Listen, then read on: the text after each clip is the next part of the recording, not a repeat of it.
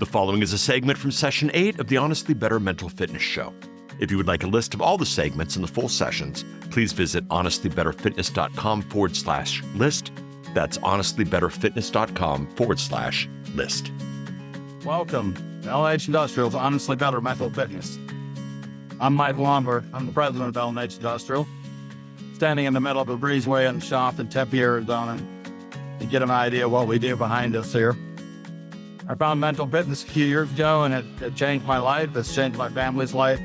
And now we'll bring it to all of LH Industrial and recording it to put it out for us to hearing. Thank you for joining.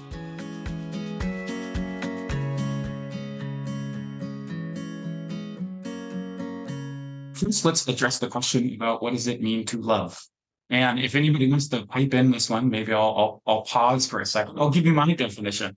But my definition isn't the only definition out there. This one could probably is and has been debated for a very long time. But I would say it's something around to love is to see, to know, and to embrace.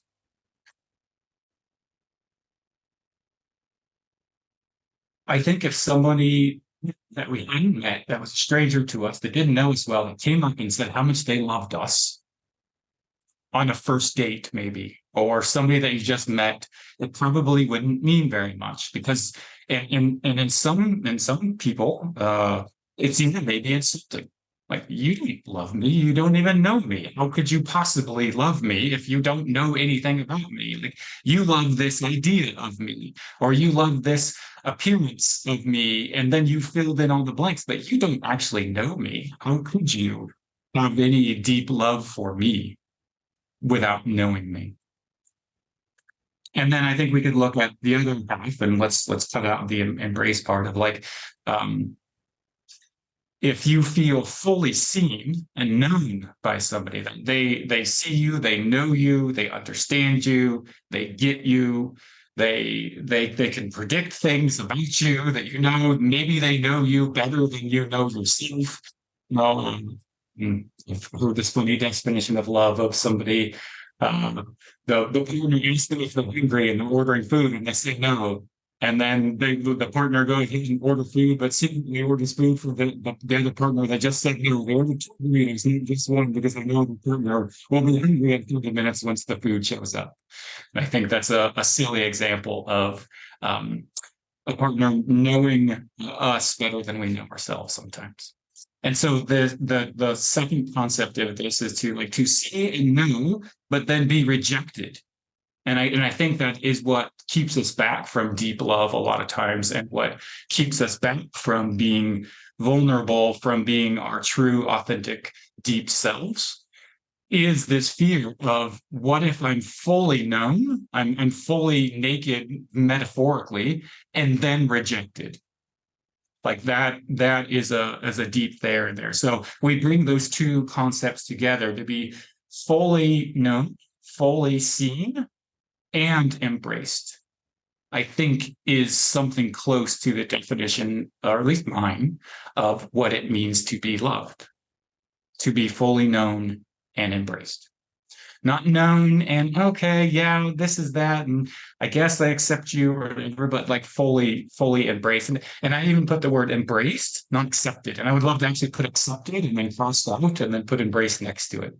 Because I think accepted is like, all right, I accept that you're an idiot and that you're wrong, and that's just the way you are. Okay, fine. Like that's almost closer to empathy as opposed to embraced, is like I fully see you with all your parts and love you and embrace you anyways. So I think this first step, and this is out of sort of from one of the Gottman's tenets. John Gottman is a person that is a professor, and it's actually him and his wife out of University of Washington that are famous for their love lab. They have these couples come in and they studied them for decades and found some of the core tenets of what makes relationships work over time.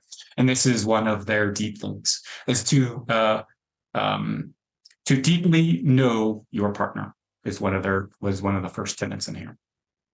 And so when we talk about being deeply known as a first step to building a better relationship. How do we deeply know our partners? How do we deeply know ourselves? What are their hopes? What are their dreams? What are their likes?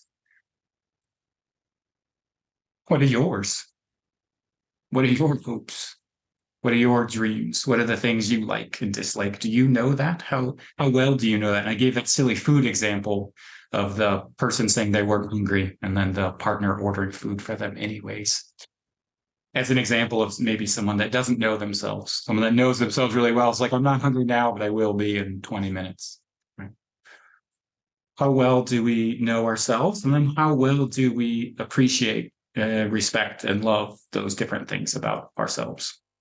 I think another deep thing in knowing another, or another concept in here that's important in knowing another, is the idea of love languages. Is a topic for some books that are, it's an interesting topic. And it's essentially, how do you receive and give or express love?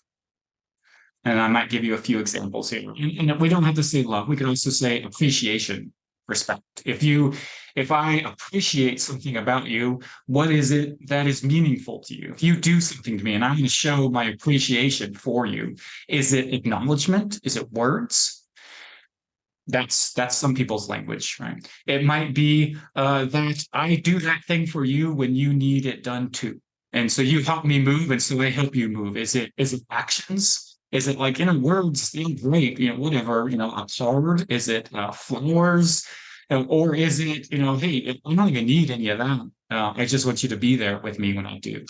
Some people, physical affection is their love language. It's touch. There's different ways that people prefer to give love or appreciation or respect and to receive it. And oftentimes when two people in a relationship are feeling like they're giving it, let me make up an example here. A husband is showing his love or appreciation for a spouse or his wife by cleaning the house, by running errands, by mowing the lawn, by fixing the fence, by doing all of these things, right? Then that's how what acts of service would be, what that would be there. No, those are things that I'm showing love you by doing all these things.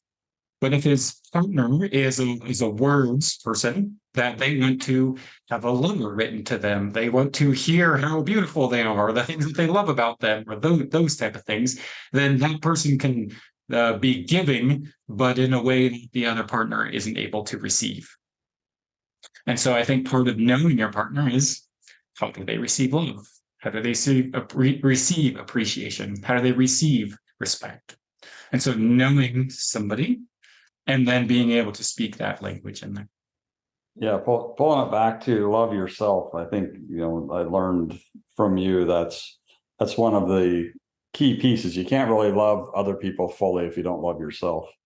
And as I work on that and I practice that, you brought up the one where I'm playing racquetball and I'm like, I can't believe I missed that shot. And the more mad I get at myself, the worse I play, right? And that's just universally true. You don't really notice this as much when you're not playing sports. You really notice it when you're playing sports, but you really notice somebody else. And I think everybody can probably think of somebody that all you got to do when you're competing with them in a board game or in sports is make them mad, and they will fall apart. Their whole game falls apart, right? Right. And I think that's that love. That's the power of love yourself and how much it tips you over if you don't. Now, how do you know when you're not? To your point, you're calling yourself names, right? You're hard on yourself, and you're in a negative place about yourself where you're embarrassed or ashamed of what you do or how you do it or why or when. Right.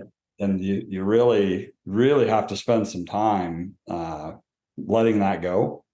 Some time with Travis would be best, but figure out how to let those things go one at a time. And it's interesting, the more you let go, you figure out that you have a lot of stuff that you're really hard on yourself about, right? That you really don't like about yourself. And the more of that you can unpack and truly let go of and truly move closer and closer to loving yourself, the less you spray that same stuff off on other people. And it also gives me a lot of compassion when I see somebody else being a real jerk. now my mind goes to that person hates themselves, and they're projecting that on everybody else around them. So it gives you a whole new appreciation for other people that are acting poorly towards those around them, because they're actually mad at themselves. They're actually beating themselves up, and it just sprays out. When they see somebody doing things that they hate about themselves, they react to it. But I think you can't. You really have to I don't think you can really truly love other people or love life if you don't practice loving yourself. And it is a practice, just like it all is. And then I think that when you started talking about your significant others or just other people in general, couples are the worst at not really allowing each other to be in their unique ability or their natural ability, and bringing their natural ability to it, right? So you see couples and, well, you need to take the garbage out in order for me to feel loved. Well, maybe that's not their unique ability and they don't want to do it, but they'll pay somebody to do it, right? And so knowing the unique ability and what others bring to the deal, they don't need to be exactly like you or do what you think they should do, as long as they're bringing something that you can appreciate and it's valuable to the relationship. Instead of trying to make them what you want them, try to truly figure out what their unique ability and what they bring to the party. And but it starts with mental fitness with yourself, and then unique ability or natural abilities after that, I think. That's fun. Thanks. What do you guys think about the definition of love? Do we want to poke at that one? Anybody have any other ideas? Is it missing something? We think it's good. I have a comment about it. It's actually very interesting the way you're seeing it, because I've always seen it based on how do we love, right, with action. But I'm seeing yours and I'm like, oh, snap. Sometimes I'm even confused about knowing me. Mm-hmm. Right? And then so if we don't love ourselves, or I don't really know me that well, how can we truly love others around us? So your definition is very interesting, but it makes sense though. Yeah, great. Yeah, I think knowing yourselves, I think is really powerful in loving others. I think Mike's loving ourselves, which we're going to dive in more. Now, how do we love others if we don't know ourselves? How do we? Yeah, I think knowing yourself, which is coming back to Socrates and all the Greek commandments of know thyself, right? As like one of the most important critical things. And I think that's at the heart of the unique abilities that Mike brings on and talks about a lot. And I think it's knowing yourself and then knowing others, which is what's on the slide here, right? It's something about being in relationship with each other. Is Mike's example there of they feel loved by taking out the trash, but that's not what makes me feel something different. And so, do we overcome some of these things? Which is I'm going to bring in that topic, and then like, how do we overcome conflict? How do we not necessarily conflict or mismatches when we find things that are incongruent with each other? How do we still love each other? How do we still see, know, and embrace in there? And when you get to the deep hurts of a lot of people have, and it could, I call it hurt, but it could be disappointments in your life. It could be shame, the things you think you should be doing better, the guilt, any of those things. If you get down to the heart of it, it's usually comes down to a couple of these things. And either, being seen, known, and embraced. It's either I wasn't seen, I was rejected, I was neglected, nobody paid attention to me, or I was seen and I was rejected because of it. It's pretty much at the bottom of most every hurt, disappointment, guilt, shame, anything that we carry around, which is the stuff that keeps us from being our best, which is the stuff that drains our energy, the stuff that gets in the way of us enjoying life and living in the present moment, because we're stuck in these things of the past. So, and also, Travis, the way you said for know myself, right? But then embrace. So there's a difference between me saying, oh, I accept me and everything that comes with me. Yeah. But I really embracing it. It's a total different, a deeper level, right? Yeah. Awesome. Thank you for bringing that in. That's exactly it. It's like, okay, that's just the way it is. And there's a different way to look at it. You'd be like, that's the thing. The meat example, the garbage. Oh, I'm a terrible husband because I don't like to take out the garbage. So it's to know that is the first half. I hate taking out the garbage. I hate service. I hate doing things. And then to embrace that is the other half of this. Okay. If I embrace this is part about me, then how do I do it? And Mike brought in a great example. Okay. I can arrange for somebody else to take out the garbage. I'm good at all these other things. I'll do the things I'm good at. I'll bring other people in that are good at those things, right? I think that is the embracing it. It's accepting it for what it is, embracing it, not trying to force ourselves to be something that we're not, or someone, or something, or some other way than what we are, and then allowing it to bring and come to a different place and solution, right? So knowing that I'm shy or I'm outgoing, whatever it is. And we can carry shame around that of like, oh, I'm just, all my friends are going out on Friday night and I just sit at home doing nothing all the time. And we can carry shame about that. We're going to embrace that. That's what I love. I'm doing the thing that I enjoy. Maybe it's going out. I go out every Friday, Saturday night, and all my friends are telling me I do too much or whatever it is. And that's me. That's embracing the things that make me unique.